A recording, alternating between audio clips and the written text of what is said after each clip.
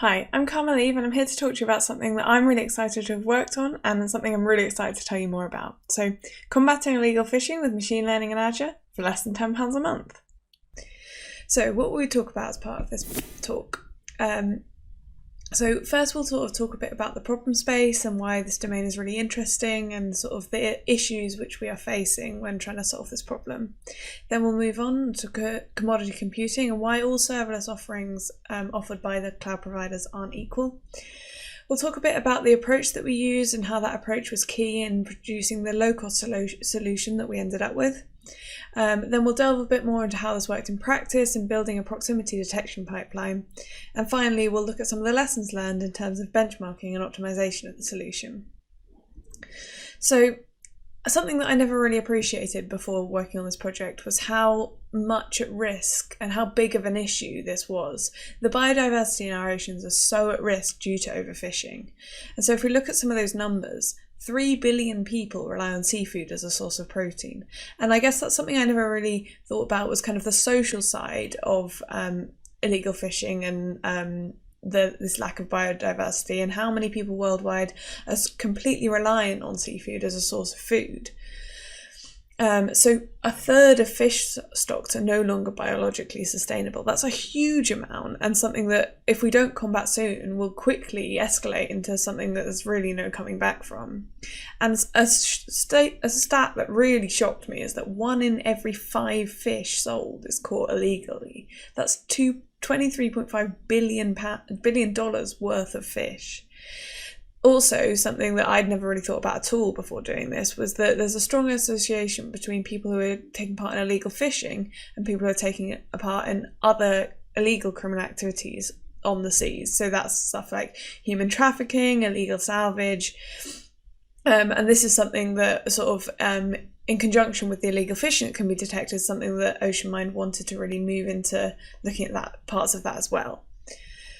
So OceanMind are an excellent company and I really recommend looking them up. There's a load of different resources online that they've produced, that Microsoft has produced in conjunction with them, but they apply AI and machine learning models over billions of data points from all over the world in real time. And they use this to detect illegal fishing and other illegal activity around the world and provide alerts to local authorities, which can then be used to try and prevent and catch the people who are carrying out these activities. So OceanMind have this amazing, huge display on a wall in their office, and so this is a picture of that display, and it shows all of the vessels above a certain size around the world and where they are at a given time. And they can take this display and they can have a slider which they can sort of play back in time through like 10 years worth of data and detect, sort of watch the change of where ships have been throughout that time. And it's an amazing display, and it's something they can zoom in different points, and they can do all this querying in real time. It's amazing. And so this data all comes from kind of vessel telemetry, so ships above a certain size are legally obligated to check in. I think it's once every like 5 minutes or so, say I'm here, and they can use this telemetry to sort of track vessels around the world. So, you know, this has some real amazing capability, but it produces some kind of challenges when trying to design a solution to support this. So this means that you need hot data access going back 10 years. So like you need all of your data stored in hot storage in order to support this kind of capability of being able to replay all this data.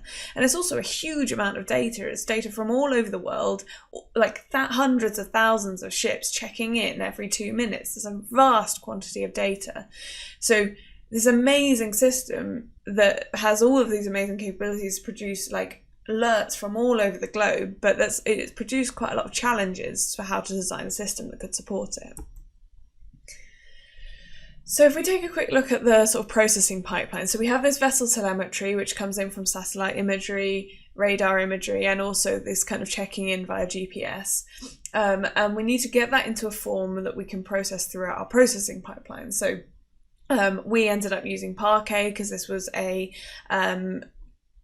extremely compactable and also universally used data format. We then feed that data into the geospatial analysis and machine learning algorithms, and we'll see some of that later and like exactly what those look like. But that data fed those algorithms, which then produced phishing alerts, and these can be sort of anything that local authorities can use to then track these vessels and what the people that might be doing something that they shouldn't be.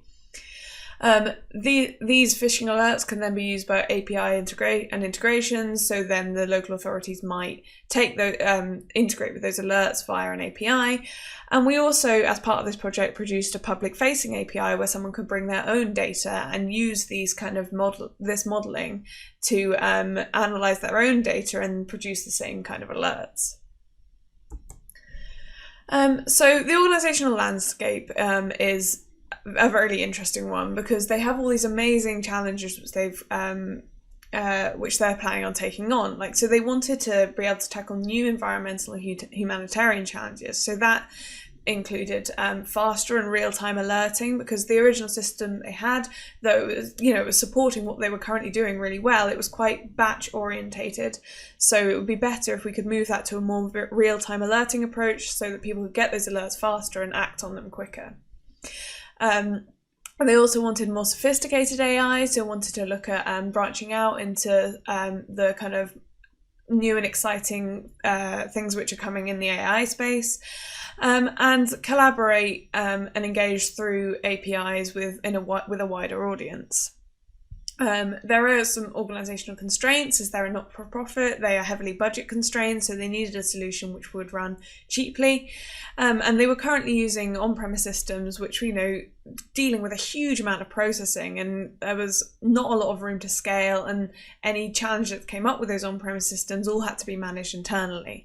And because they're a small development team, that took a lot of their time, and therefore they needed a way to be able to scale and not have to manage all that kind of infrastructure concerns. So the decision was taken to migrate to the cloud, and this makes a lot of sense for a lot of reasons. The infrastructure is often managed for you, you can scale in a much larger way, and all of these things make sense. But in order to migrate to the cloud, you had to take a lot of decisions. And so the cloud evolution kind of looks something like this. So you have your on-premise system, which you want to migrate, and you can sort of move that, do a lift and shift onto the cloud using an IaaS solution, which means that you basically just take what you have and move it directly onto the cloud. You can also use some PaaS offerings, which are sort of, some of that is managed for you, or you can move to a fully serverless architecture. And obviously, the further you move towards serverless, the more of the kind of infrastructure is managed for you, and the more you can focus on exactly doing the compute and the things the interesting things that you need to do. Alongside that, serverless usually has a more commodity compute pricing, which means that it is cheaper to run generally, and that is something that OceanMine were extremely concerned about. And the move to a cloud can be an expensive thing, and they needed to minimize those costs as much as possible. So for a minute, I just want to talk a bit more about commodity computing and what we mean by that, because serverless is used as quite like a buzzword in cloud providers in general, I think. And commodity computing, I think, is something which we need to define properly here, because it's key to understanding sort of the architecture of the whole solution.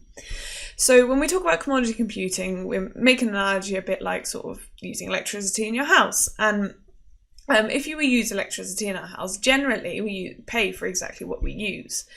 So generally you will whatever you use when you turn the kettle on, say, you will pay for exactly what you use during that time. So a lot of cloud services, when they talk about commodity computing, there's kind of, I guess, 3 levels to it. You have services which you provision a certain amount, and you need to provision enough to sort of cope with the maximum capacity that you might have throughout the day. So say you provisioned enough power to power the kettle, you would have to then throughout the day always have enough power to be running that kettle. Granted, I do run mine fairly constantly, so perhaps that wouldn't be much more expensive, but it doesn't really make sense to be paying for that higher level of energy for the entire day when you're only using it at certain times throughout. So then you have things like you have things like scaling, where you can turn it up and down as needed. But often those, let's be honest, we will forget to turn that back down again.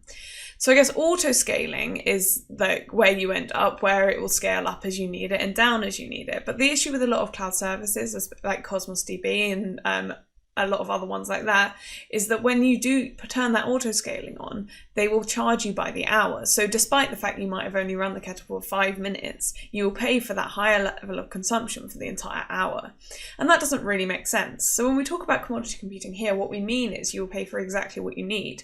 And that is the model with the Azure Functions consumption plan pricing. And that's what we decided to use throughout this, because we hypothesized that we would save a lot of money by using this approach. So we'll just do a quick cost comparison of the different things that we had. So when we started the project, we did a quick analysis to sort of estimate the cost of running the whole solution.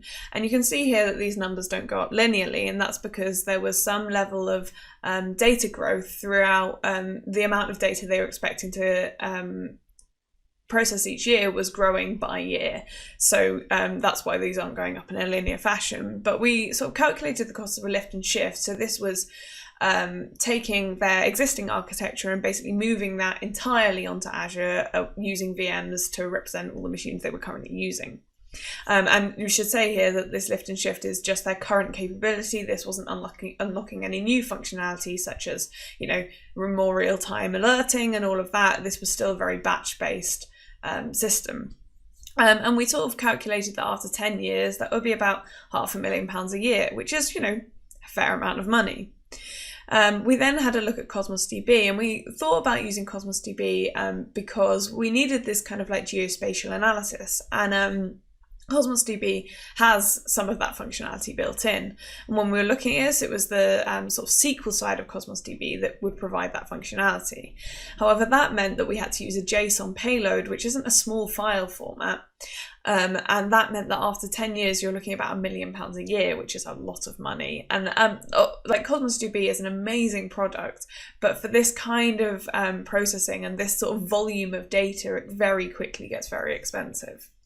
So we decided to take a look at a sort of Azure Data Lake Store and Azure Functions based approach. And this obviously has a lot more work to do in terms of supporting the exact analysis and solutions we need, because these are very sort of basic, you bring all of the functionality yourself kind of technologies. But if we look at the pricing, we can see that there was a huge difference in how much the solution was going to end up costing. So this here is based on their data consumption as the time goes on, and also on the Azure Functions compute cost, assuming the same level of data growth. We can see that, in the first year, this would only cost about £58 a year for the compute. And if they didn't need to store this kind of long-term data, that would be all that this would cost, with a little sort of like cost for storing the data as you process it. But in general, the compute would be all you were paying for. But as they had this need for sort of long-term data retention, that's why you have the storage costs as well. But we can see that this is, after 10 years, you're still only paying £290 in compute cost, which really is nothing, especially when you see, as you will in a bit, some of the processing that this is actually doing. So in terms of the sort of serverless characters, to summarize what we're looking at, we have the zero administration costs, which is a huge benefit, especially when you're working with a small development team. The pricing is entirely based on consumption, which means with a heavily budget constrained project, you can have massive benefit from using this kind of approach. There's transparent scaling from zero, which means you're not constantly paying for compute that you aren't using, and you can see the compute being used as you go. Of course, there are some limits in terms of like what you can do with this kind of model, with this kind of solution, because you can't have everything, and in Azure Functions, especially on the consumption plan, you do have some limits on the resources that you can use, mostly around kind of memory and connections, and we'll see a bit later on how we manage some of that. But we can provision capacity only when needed, which sort of ties in with the scaling. And also there is the option of containerized hosting. And we've put this on here because kind of like Well, as much as this wasn't actually what we were looking at, I wanted to call out that actually this is something you can do with Azure Functions. You now can run them in containers. So if you need a bit more power behind it, that is another option. And you have a lot of flexibility, essentially, in how you're planning on running the solution. So, serverless at scale. So as we scale up serverless processing, we can see that the cost over time scales with the number of invocations and messages.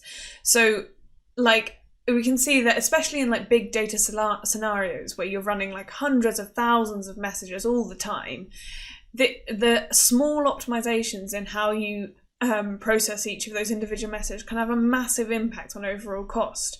When you've got hundreds of thousands of messages going through every hour, any small optimization in how you process those messages can mean that the overall cost of the solution has a massive reduction. And this was something that we were very aware of going through the project, and we were constantly kind of looking at how we can make those small optimizations in order to reduce the overall cost. So a quick look at our sort of like the pipeline and what we actually implemented. So we had our AIS data, and AIS is the format which the ships used to report their current position and all of that, and every sort of 5 minutes or so. We also had satellite imagery, and both of these are sort of binary formats. So we ingested those binary formats, and then we passed those into the Parquet format I was talking about earlier, which can be used throughout the rest of the processing. We then processed them using our geospatial and ML algorithms and queried them out the other side. So to do this, we use both Azure Functions and Data Lake Store, and we'll see a bit more about how we use this exactly in a minute. But first, I just wanted to give you a quick overview on our actual data structure. So this is sort of the raw data coming in, and we can see that in here we have the raw AIS format, which is, and M4 is the file format. This is then passed into the parsed folder, and these will now be in Parquet format. And we can see here that the same file has been processed and passed in here. Currently, we have an empty projections and an empty signals folder because this data has not yet been processed. So how do we replace the sort of rich features of something like Cosmos DB with this kind of more serverless architecture for compute? So I think the temptation is to focus straight on the data, but we kind of operate a system where we focus more on the workload itself and then how we can use the data to support that. So if we focus in on one of the workloads that we were looking at, which is the vessels in proximity workload. So this was trying to detect vessels which were within a certain distance of each other for a certain amount of time. This was important because this is one of the things which fed the OceanMine's machine learning algorithms, which then allowed them to detect this illegal phishing. So once we had this workload, and we'll see some of the algorithms that were used to do the calculations which were necessary, we then needed to think about what was the optimal data structure that we could use in order to support that workload.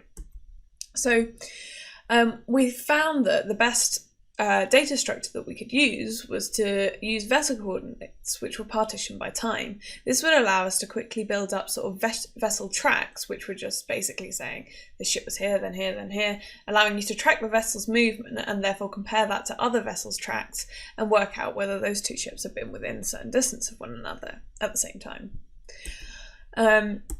So we then took our data source, which is this vessel telemetry that we've already talked about, to then project the data into those structures and then use those structures to support the analysis that we needed to do. So what this looks like sort of overall is we take our data that we've got from the vessels and we project those into the different structures, and we call these data projections. So these are just structures which are used to support the workloads that we need to do. And there might be multiple of these, but we'll focus in on this vessel proximity one for now. I'll talk a bit more about the exact sort of analysis we were doing and the structures that we used in a minute.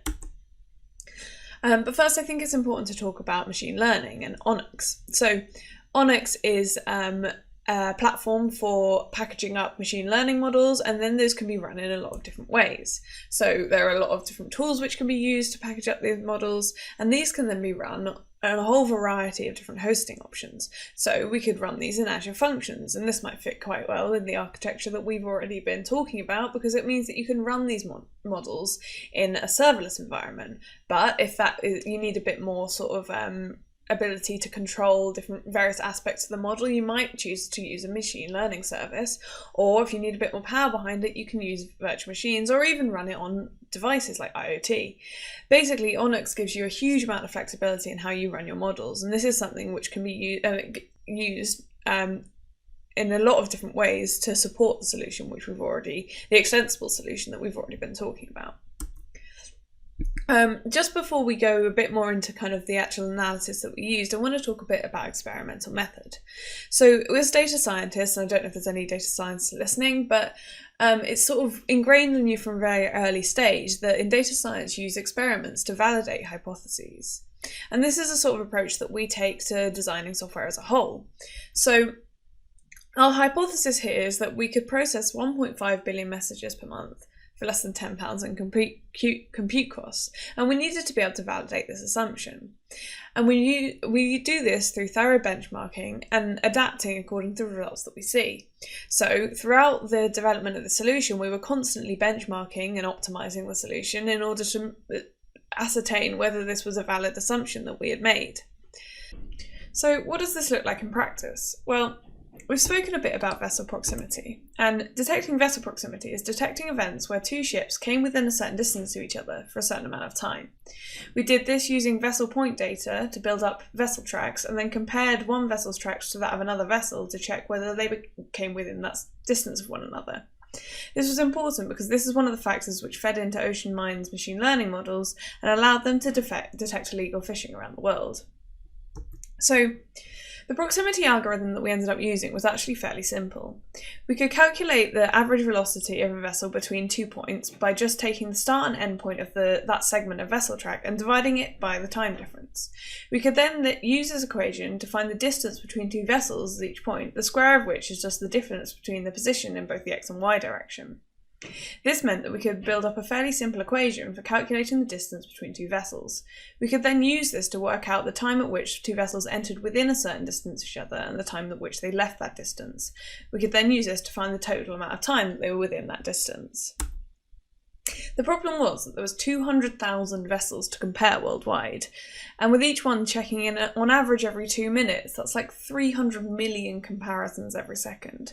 We needed a way to organise the data so we could quickly identify vessels which were relatively close to one another, and therefore identify candidates for doing the more in-depth proximity analysis. So the way we ended up doing this was using R-trees. R-trees are a structure for sort of quickly storing and indexing into spatial data. You store a bounding box for each sort of spatial coordinate, and then use these to focus in on various parts of the R-tree, which allows you to quickly find boxes which are within a certain distance of one another.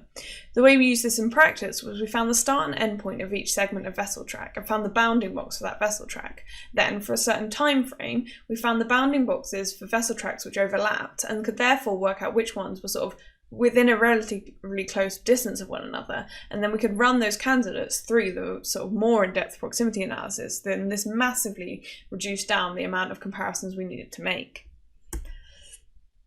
So again, I've spoken a bit about projections and how we sort of wanted to structure the data to best support this. And the thing that we needed to support was to be able to quickly read out vessel tracks. So what we ended up doing was when new data arrived, we partitioned this into sort of separate files. So here's an example. We've partitioned up into days, but this could be, each partition could cover a few hours. It depends on the data volumes you're seeing.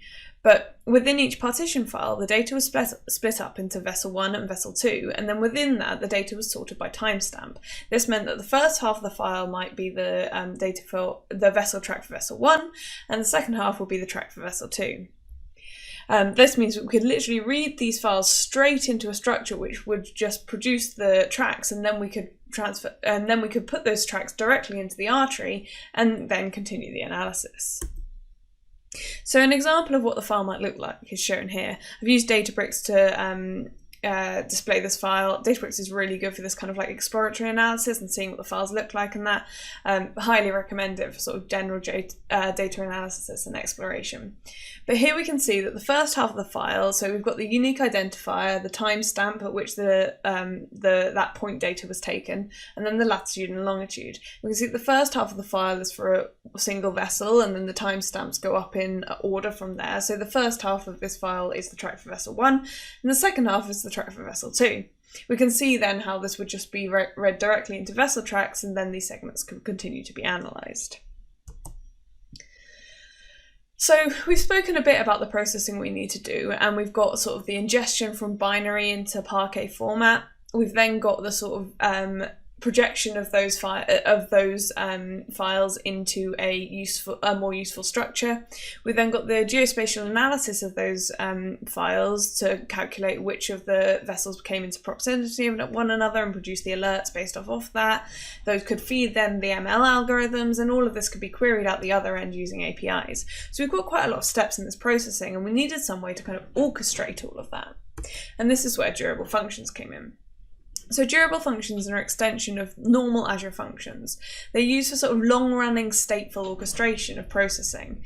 And this means they are really great for sort of long-running operations because they store state as they continue the processing, which means that if, say, the host restarts or something during processing, it can pick up back from where it left off. All of the different operations which happen throughout this the stateful orchestration are called out to through asynchronous operations.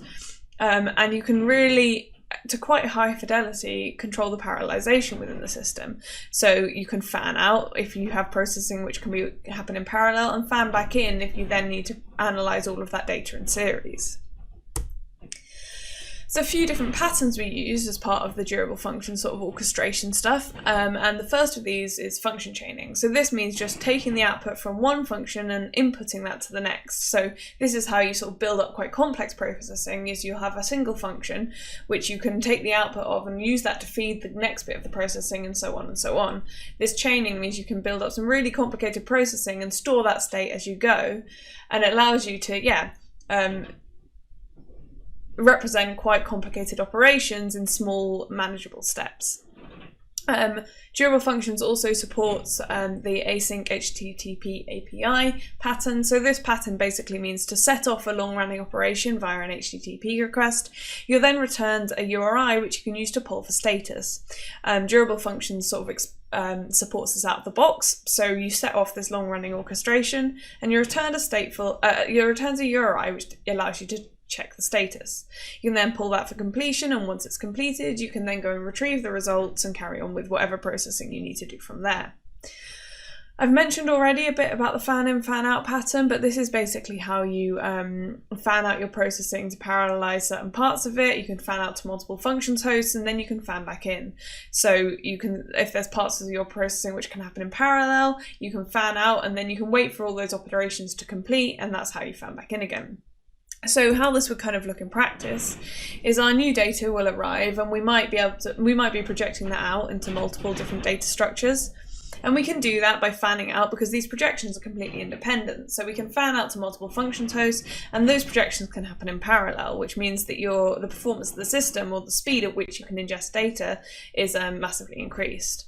Then within each of those projections, you might have multiple partitions, and each of those partitions, again, can be completely independent.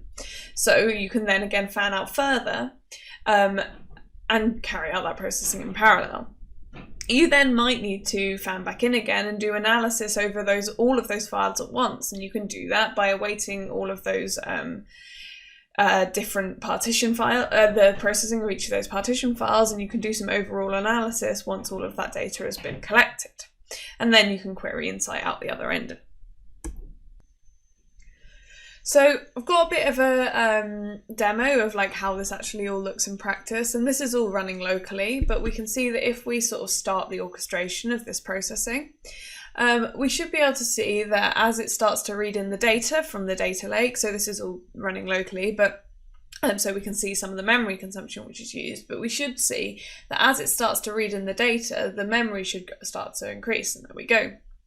So it's starting to project the vessels out for the sort of Parquet file. So this is the past file with all of the vessel data in for a certain time period, but without it being in any structure. So this projecting is where we will split it up into vessel tracks, with part of the file being the first vessel and part of the file being the second. And we can see that it's updating each of these projections. This actually happens completely in series, because each of these projections, because we need a continuous vessel track as you go through the projections. Each projection needs to have the final point from the previous partition, in order to have a continuous vessel track. So at the start of a single partition, you need to know where the ship was before that. So we've got the final point of each of the previous for each vessel from the previous partition in the next one. So you get this sort of continuous track running throughout all of the separate partitions.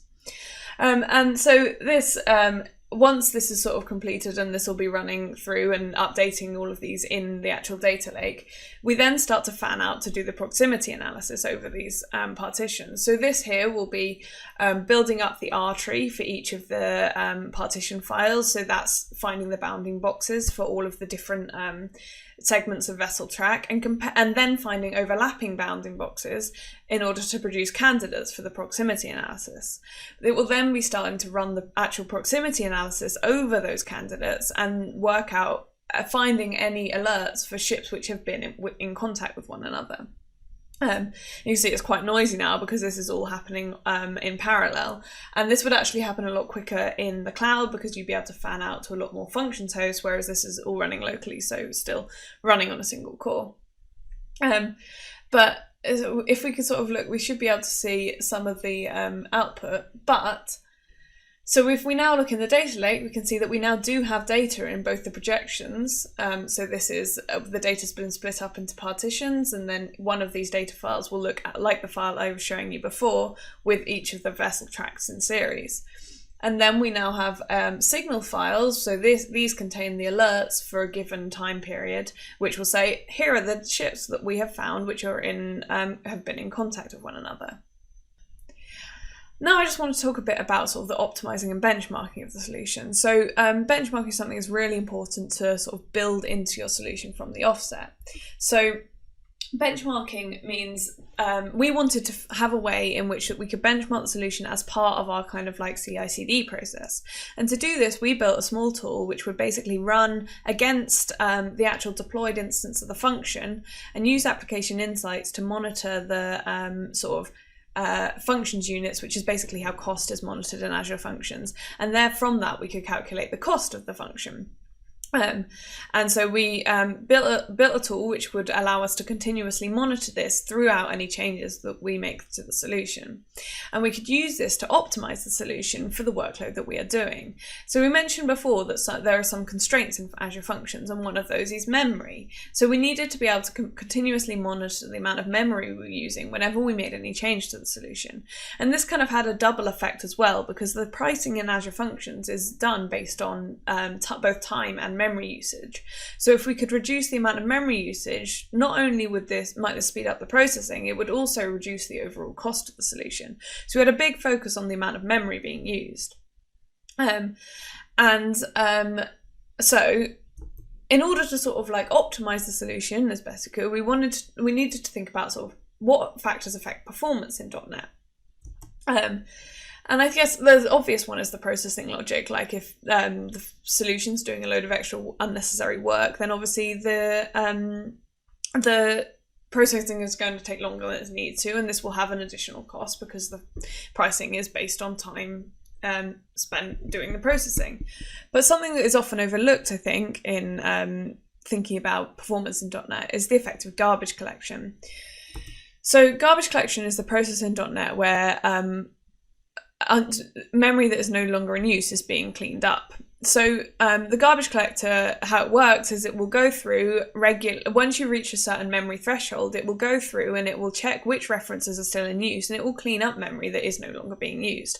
But the way that it does this is it sort of pauses all other processing. So the more garbage collections that you trigger, actually the slower processing will be. So this is really important because it means that if you are allocating loads of memory as you do your processing, you're going to be triggering more and more garbage collections and really slowing the process down.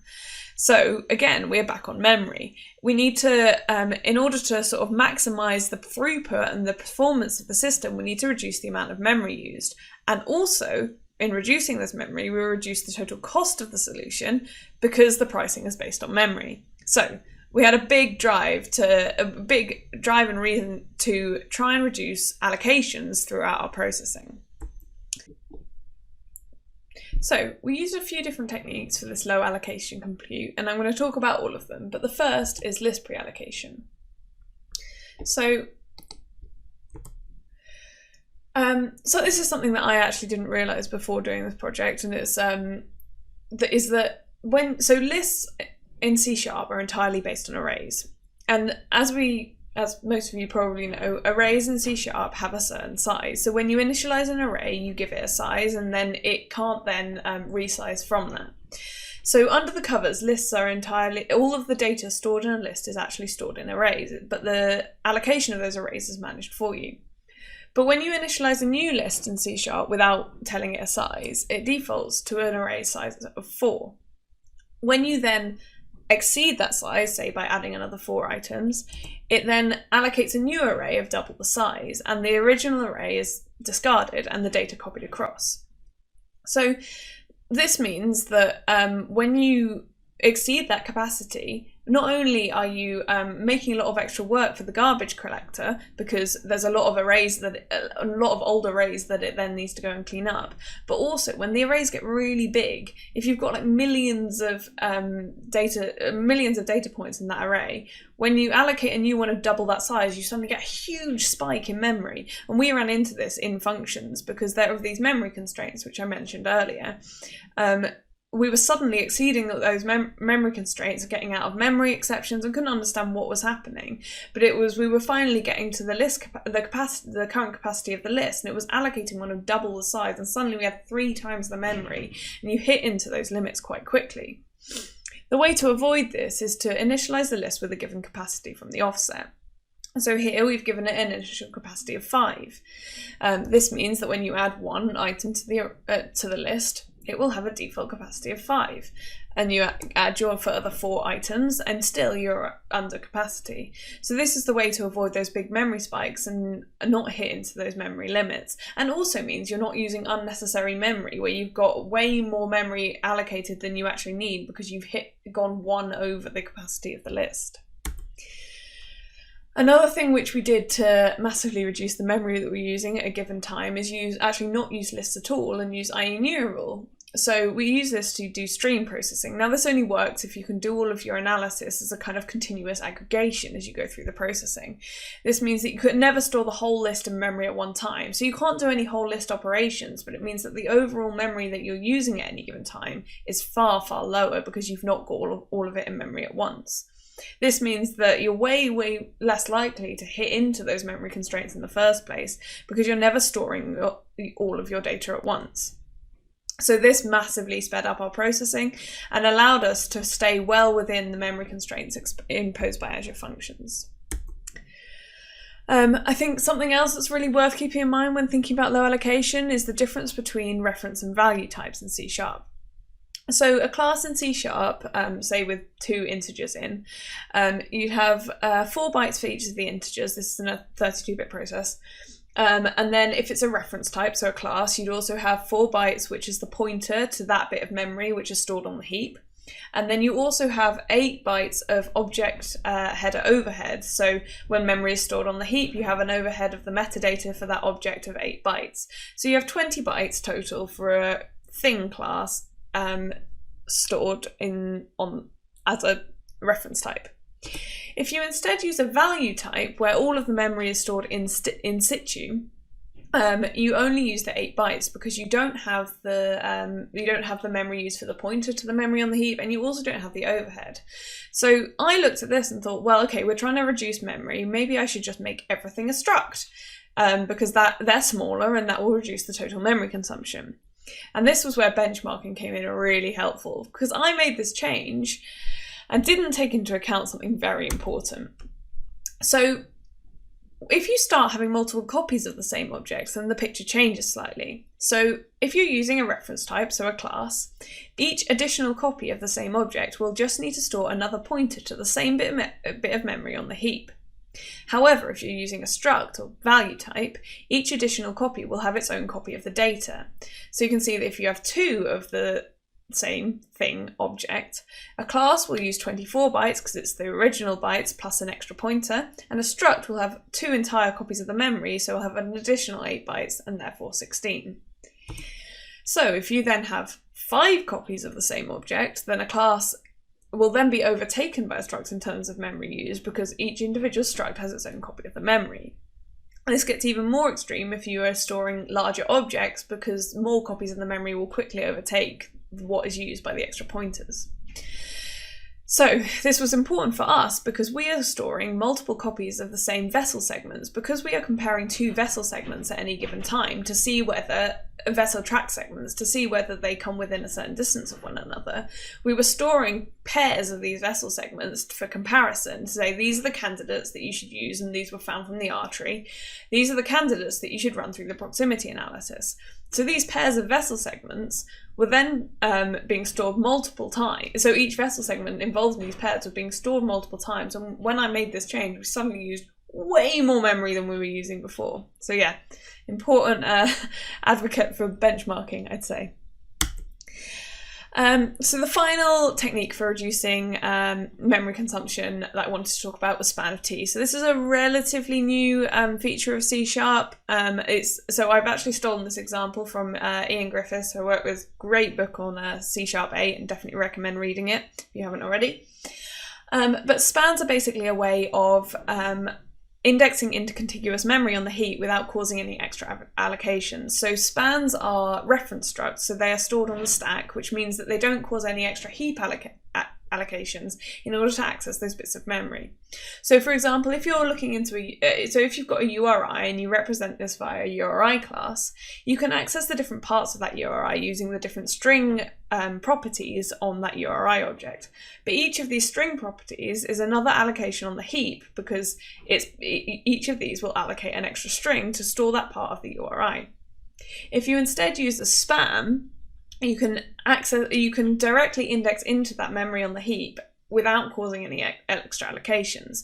So here we are finding the span, which represents the scheme for that string of URI.